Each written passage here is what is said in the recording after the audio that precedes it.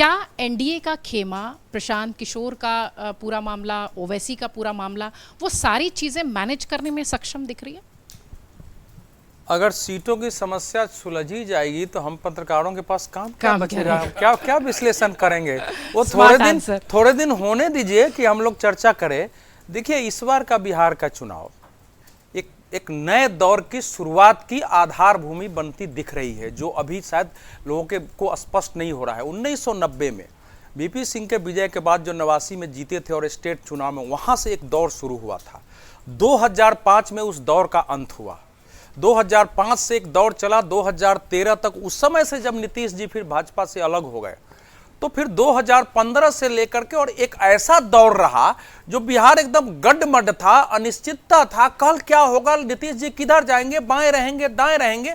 और जो पार्टी, लालू यादव जी की पार्टी को, जिस बिहार के लोगों ने पूरे परिवार सहित 5 चुनाव हरा दिया था, 18% वोट और 22 सीटों तक सिमटा दिया था, वो पार्टी फिर से आ गई है। इस बार का चुनाव गहराई से देखेंगे तो एक बिहार के राजनीतिक दिशा तय करने वाला ये चुनाव साबित होने वाला है। ये सामान्य चुनाव नहीं है। तेज प्रताप यादव की जो छवि बनाई गई थी, अगर आप पिछले 1 महीने से उनका वक्तव्य देखिए, तो इस समय ऐसा लगता है कि बिहार में उससे ज्यादा शांत, संतुलित, संयमित, सोच समझकर वक्तव्य देने वाला, एक भी तीखे शब्द नहीं बोलने वाला, जितने व्यवस्थित तरीके से उस पार्टी की स्थापना हुई है, जो उसके सिद्धांत सामने आए हैं, जैसे फोटो लगाए गए हैं, वो तेज प्रताप यादव की बनाई गई छवि के बिल्कुल विपरीत है। गांधी जी हैं, डॉक्टर अंबेडकर हैं, लोहिया जी हैं, जयप्रकाश जी, कर्पूरी ठाकुर हैं। तेजस्वी जी के बारे में बोल रहे हैं, हमारे छोटे भाई हैं, उनका मेरा आशीर्वाद उनके साथ है। हमारी राजनीति अलग होगी, मैं आरजेडी में, मेरे माता पिता हैं, मेरे लिए पूजनीय है, मेरे दिल में उनकी तस्वीर रहेगी। ये भाषा की कल्पना किसी को थी?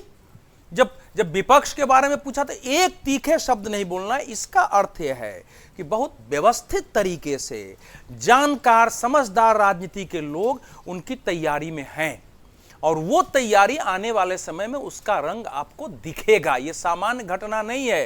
रोहिणी आचार्य ने केवल राजनीति से अलग नहीं किया, अपने पार्टी के सभी सदस्यों को अनफॉलो कर लिया है, और वो भी बात है। तो ये बता रहा है कि लालू यादव जी के परिवार में षड्यंत्र के तहत एक व्यक्ति को नेता घोषित करने के, जिसकी पूरी सहमति परिवार में नहीं थी, कोशिश हुई। दूसरे लोगों को लगता रहा कि हम में भी क्षमता, योग्यता है, परिवार के अनुशासन में हम नहीं कर रहे थे, और उसमें हमको खत्म करने की कोशिश हुई है।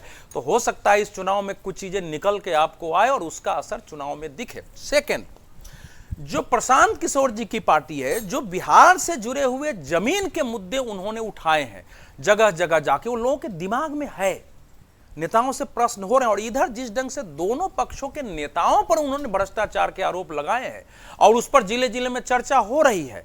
अब ये वोट में चूंकि किधर जाएगा नहीं जाएगा, लेकिन लंबे समय बाद इस प्रकार से भ्रष्टाचार पर, नेताओं की शिक्षा पर, मुद्दों पर इस चुनाव में चर्चा होने लगी है। तीसरी बात, जिस ढंग से नेपाल और बाकी जगह आंदोलन हुए हैं, और भारतीय जनता पार्टी की टोली, वो तो सक्रिय टोली है, जिस ढंग से लोगों के बीच जा करके, और इस समय देश की क्या परिस्थितियां हैं, हिंदुत्व का क्या है, किस ढंग से चल रही है, सरकार की योजनाएं क्या है, जगह जगह जा रहे हो, एक लोक जागरण का एक अभियान वहां चल रहा है पहले से। भारतीय जनता पार्टी का लगातार चल रहा है इन चीजों पर लेकर के। तो इस चुनाव में मैंने देखा है कि वैचारिक रूप से, सांगठनिक रूप से, समीकरण के रूप से एक नए चर्निंग की स्थिति बन रही है, जिसमें राहुल जी जो गए थे वोट चोर को लेके, वो लेकिन दुर्भाग्य से या सौभाग्य से कहिए, वो कहीं नहीं दिख रहा है। दूसरे में भी वो स्थिति नहीं है। जो अंतिम बात है इसमें, कि अभी तक कांग्रेस पार्टी जो वहां की शासन करती थी, वो अभी तक एक मजबूरी की पार्टी के रूप में उसकी भूमिका होती थी। इस बार अच्छा, गलत, सही जो भी हो, उनका जनाधार नहीं है, ये भी ठीक है, लेकिन कांग्रेस एक स्टैंड के साथ कि हम भी बिहार में जो है हकदार हैं, वो खड़ी होने की कोशिश कर रही है। उसमें ऐसी शक्तियां हैं जिसको आप स्वीकार करें न करें, और मुसलमान वोट जो है वो वह अपोह में है कि राष्ट्रीय स्तर पर हम कांग्रेस को देते रहे, स्टेट में क्या करें, कैसे करें, कांग्रेस को हरा दें कि जिता दें, कैसे करें, ये चल रहा है। तो इन सब का फैसला इस बार बिहार के चुनाव में होना है, और बिहार के लोगों पर भी ये दायित्व है कि लंबे समय से बिहार एक एक अबूझ और अनिश्चय की राजनीति में, सिद्धांतहीन राजनीति में था, उसमें उनका फैसला आने वाले समय में बिहार के लिए निर्णायक होगा। हो सकता है उससे देश को भी दिशा मिले। अगर आप ये वीडियो YouTube पर देख रहे हैं तो हमारे चैनल को सब्सक्राइब कर बेल आइकन दबाएं और Facebook पर देख रहे हैं तो हमारे पेज को लाइक करें।